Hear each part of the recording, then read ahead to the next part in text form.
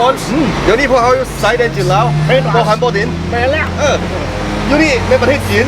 เข้าไปเมืองนั้นแล้ว ประเทศลาว ประเทศลาวแล้ว เป็นผมไปลาวบ่ไปเป็นเพื่อนกัน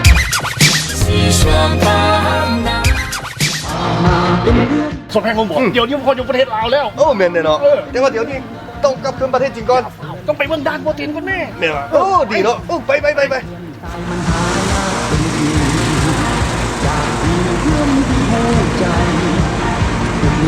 ในอุดมกา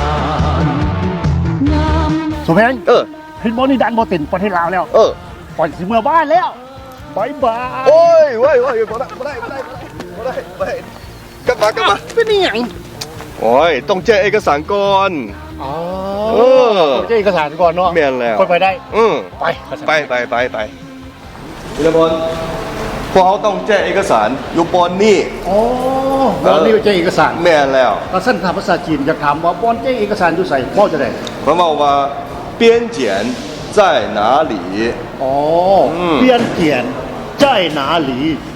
ค่อยได้เจ้าก็ได้边检在哪里เราได้เจ้าก็ได้เย้ เข้าขอ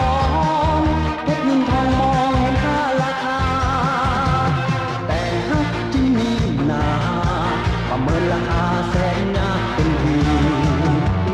ฮักนั่นคือทรัพย์สินคือชีวิตที่สุขสันต์